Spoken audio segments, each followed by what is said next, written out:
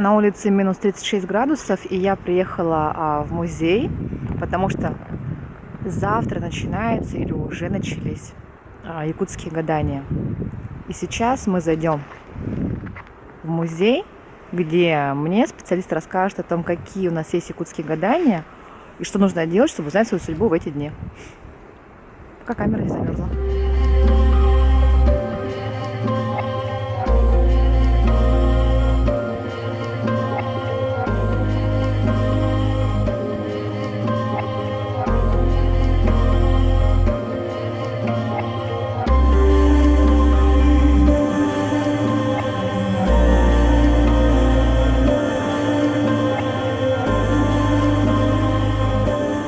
Обычно и в русской культуре, и в якутской устраиваются гадания, рождественские, святочные. Что у нас происходит? Якуты изначально это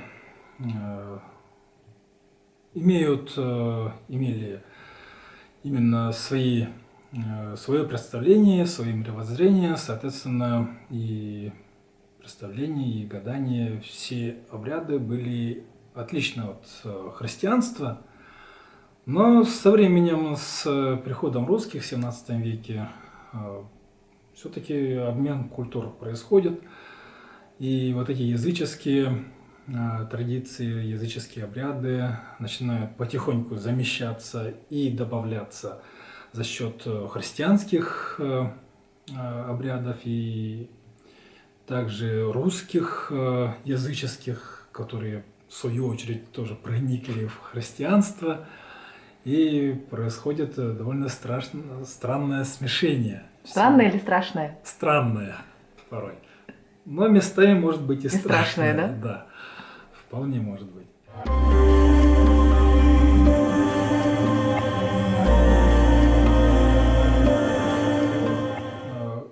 Прихода русских якуты были язычниками и, конечно, гадали. В большей степени занимались именно шаманы.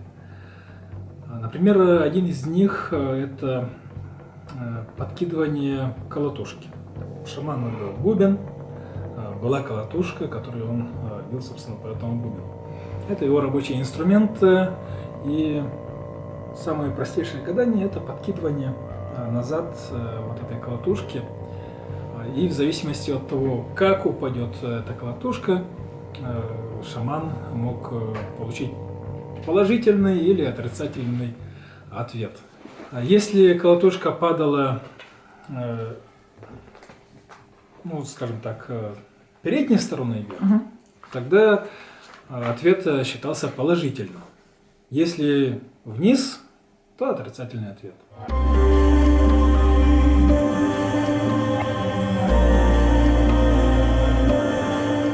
Берется любая книга или какая-то определенная? В принципе, теоретически можно взять любую книгу, но считается лучшей это именно якутские книги, якутских писателей. Так берут большую книгу, задают какой-нибудь вопрос и протыкают его горизонтально ножом или ножницами.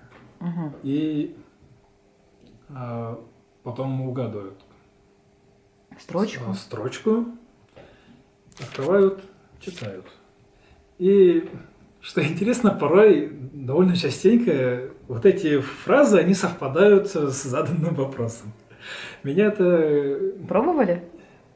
Я сам в это особо и не верю, я сам человек такой довольно скептичный, но ради эксперимента пробовал. И где-то половина примерно совпадает.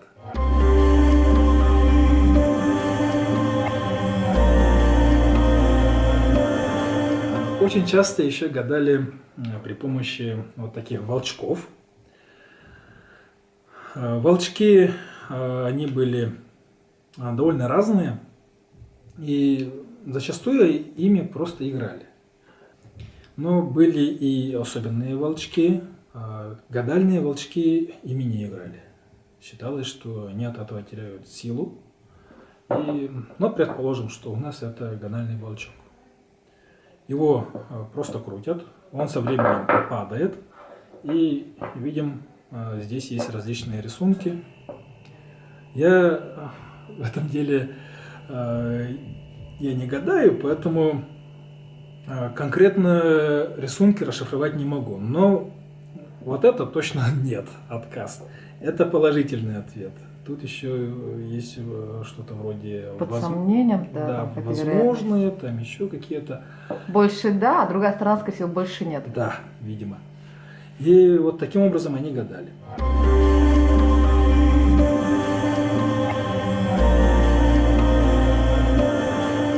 А есть еще одно якутское гадание. На костях брали голень На костях кого? ко- коровья. Коровью голень брали, подкидывали за спину, и по положению этой кости тоже получали некоторые ответы. Также с помощью сита для муки Мгм. процеживали снег возле серге. Серге – это такая коновязь. Сакральная, она, конечно, побольше, туда привязывали лошадь. И у якутов все, что связано с лошадьми, тоже считается сакральной. И рядом с этим серге процеживали снег вечером.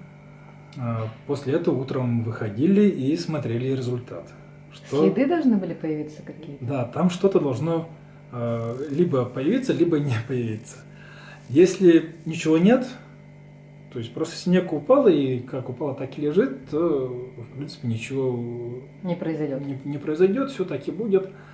А если там какие-то узоры появились, либо какой-нибудь след, допустим, птиц, может быть, какой-нибудь зверя, то это уже трактовали соответствующим образом.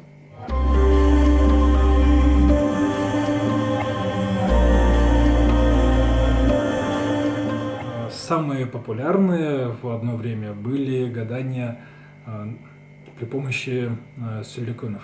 Это кто? Это вот такие водяные, которые живут в воде, и во время святочных гаданий они из проруби вылезают наверх, и либо рядом с прорубью они играют в карты, еще во что-нибудь, просто разговаривают, и человек приходил к проруби и маскировался, накрывался, ну, скажем, шкурами, и таким образом он сидел, ждал, и где-то примерно в полночь выходили эти силиконы и начинали общаться.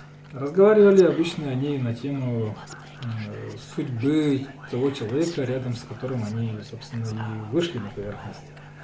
Человек это все дело подслушивал, потом должен был дождаться, пока им все это дело не надоест, и они не уйдут обратно. Потому что если его обнаружат, то они могут просто убить его. Причем смерть эту другие люди видели именно просто как обычное замерзание, лишение рассудка или еще что-нибудь подобного рода действия. Также эти сюлликаны, они могут играть в карты, и при этом на деньги, на свои деньги они сидят, играют, кто-то выиграет, кто-то проигрывает, и человек мог, если он понимал, что они сидят, играют в карты, вдруг выскочить из своей, скажем так, засады и, по-моему, там что-то... Напугать и украсть. Да, что-то произнести, по-моему, и в итоге их напугать, и какое-то действие сделать, напугать, и те убегали, ныряли обратно, и он забирал эти деньги, золото, золотые деньги. И должен был эти деньги потратить в течение 3 календарных дней. Потому что через 3 дня эти деньги превращались в просто грязь, ил. Ух ты.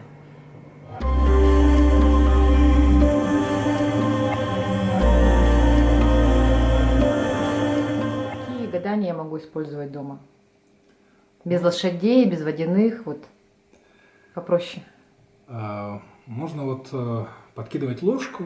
У меня нет деревянной ложки. Да, если деревянные ложки в доме не имеется, то тогда вполне можно обойтись, например, варежкой.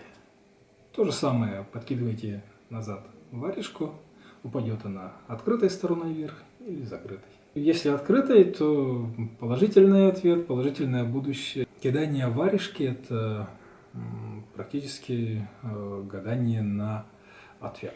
Точнее, на вопрос получения положительного либо отрицательного ответа. Да или нет.